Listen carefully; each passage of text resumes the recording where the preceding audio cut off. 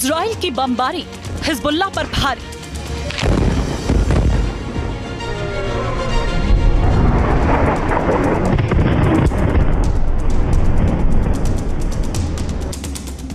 South Lebanon में action, middle east में tension.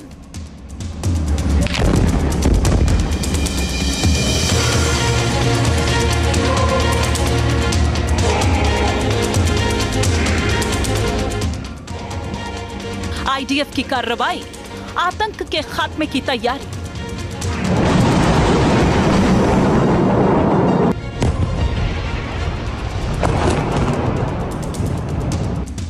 Middle east में भड़की जंग की चिंगारी लगातार तेज हो रही है।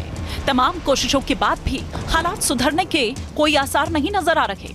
लेबनान में हिजबुल्लाह के खिलाफ इजराइल की कार्रवाई जारी है, जिससे आतंकी गैंग में भगदड़ मच गई है। इजराइल ने नबाती शहर में हिजबुल्लाह के ठिकानों पर ताबड़तोड़ हमले किए, जिससे पूरा इलाका आग का गोला बन गया। आईडीएफ की एयर स्ट्राइक में कई आतंकियों के मारे जाने की भी खबर है, हालांकि सटीक आंकड़ा बताया नहीं गया है।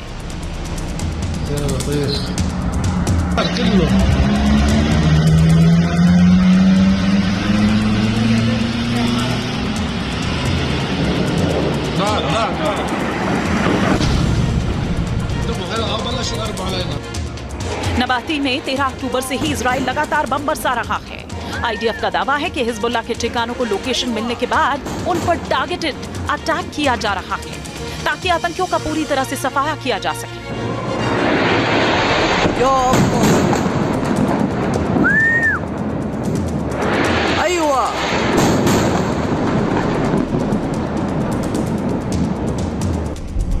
इजराइल ने यह दावा किया है कि हिजबुल्लाह की ओर से अपने लड़ाकों की मौत के आंकड़े छिपाए जा रहे हैं, जो ये बताता है कि हिजबुल्लाह डरा हुआ है और धीरे धीरे खत्म हो रहा है।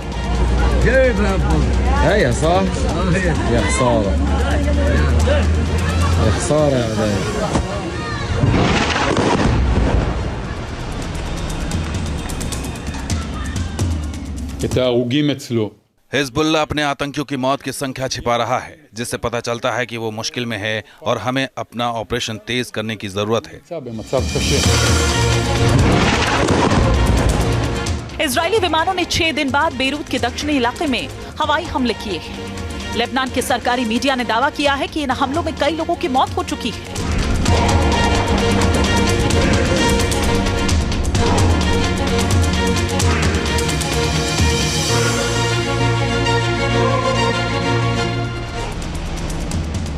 इजराइल ये साफ कर चुका है कि बेरूत और उसके आसपास हिजबुल्लाह के ठिकानों को निशाना बनाया जा रहा है, जहां कई आतंकी छिपे हुए हैं।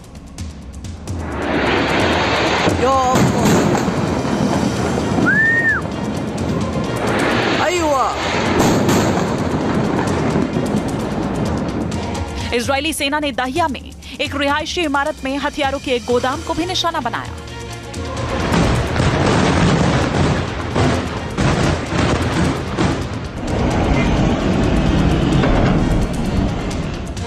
बमबारी से पहले आईडीएफ ने दाहिया में रहने वाले लोगों को घर खाली करने का आदेश दिया।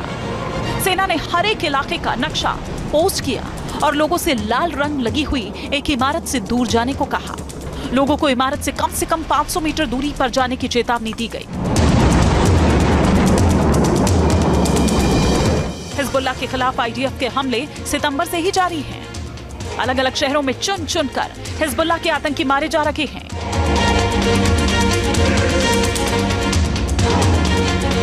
इन हमलों के बीच हिजबुल्लाह के एक आतंकी ने यह माना कि कैसे हसन नसरल्लाह की मौत के बाद हड़कंप मचा हुआ है और आतंकी या तो मारे जा रहे हैं या जान बचाने के लिए भाग रहे हैं। इजराइल ने पकड़े गए आतंकियों से पूछताछ का वीडियो शेयर किया है, जिसमें उसका कबूलनामा है।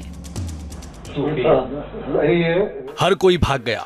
चारों इलाकों के कमांडर और उसके डिप्टी पहले ही भाग चुके थे।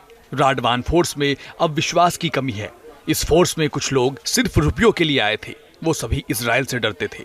वो एक हमले का जवाब देना चाहते थे, गलील की ओर बढ़ना चाहते थे, लेकिन हसन नसरल्लाह के मारे जाने के बाद उसमें से मैंने किसी को भी नहीं देखा।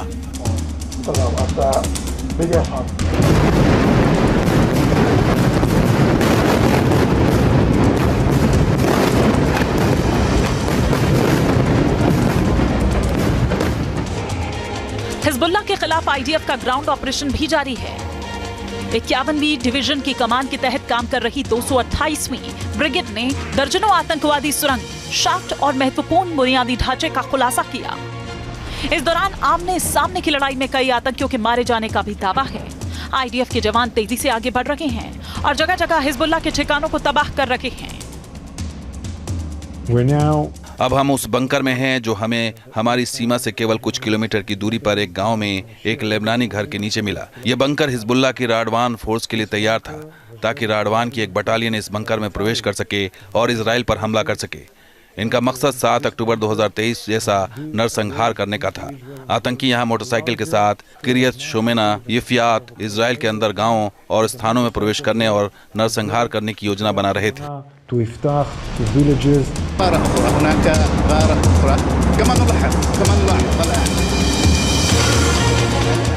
हिजबुल्लाह के खिलाफ इजराइल लगातार एक्शन ले रहा है।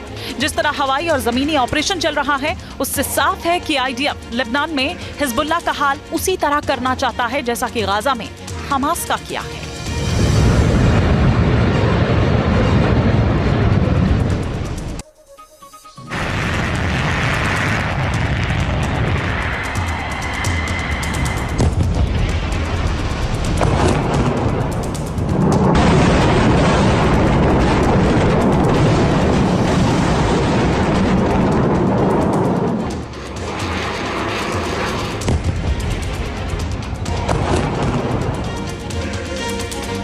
इजराइल की बमबारी हिजबुल्लाह पर भारी।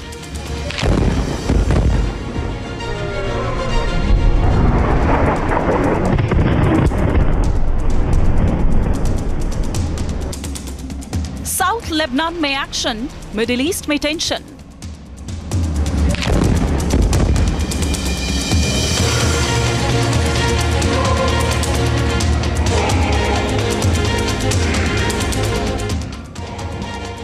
आईडीएफ की कार्रवाई, आतंक के खात्मे की तैयारी। Team news nation.